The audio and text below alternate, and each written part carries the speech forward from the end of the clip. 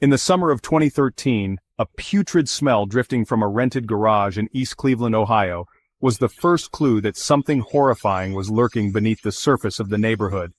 The man at the center of it all?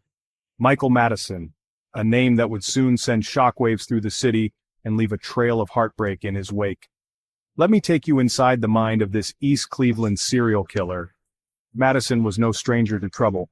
Born in 1977, his childhood was a constant nightmare. Extreme physical and sexual abuse from his own mother and her boyfriends. It's the kind of trauma most of us can't even imagine. By the time he was 16, Madison said he'd developed a complete hatred of women.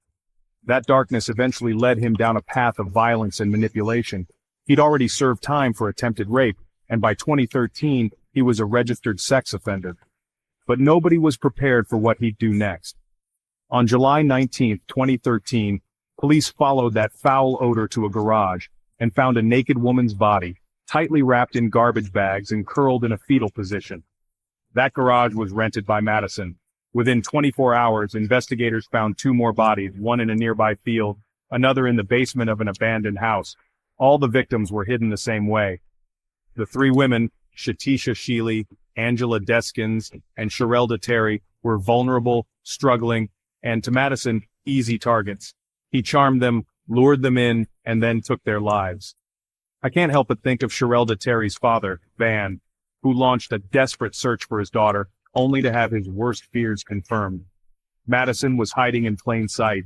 He lived with his girlfriend, who had no idea what was happening. When she complained about the smell from his closet, where he kept Shatisha's decomposing body for months, he told her it was just dead raccoons. During his trial, the defense tried to argue that Madison's horrific childhood meant he wasn't responsible for his actions, but the jury wasn't buying it.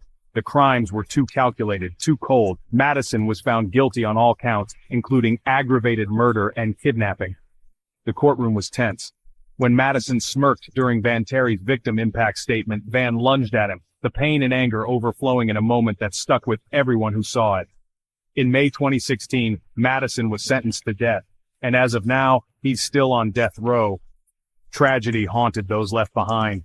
Van Terry passed away in 2024, still mourning his daughter. Even Madison's own mother, Diane, was murdered in 2019, a grim, almost surreal twist.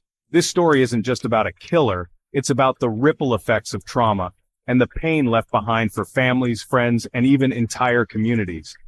If you want to see more deep dives like this, hit subscribe and let me know your thoughts in the comments below. Stay safe out there.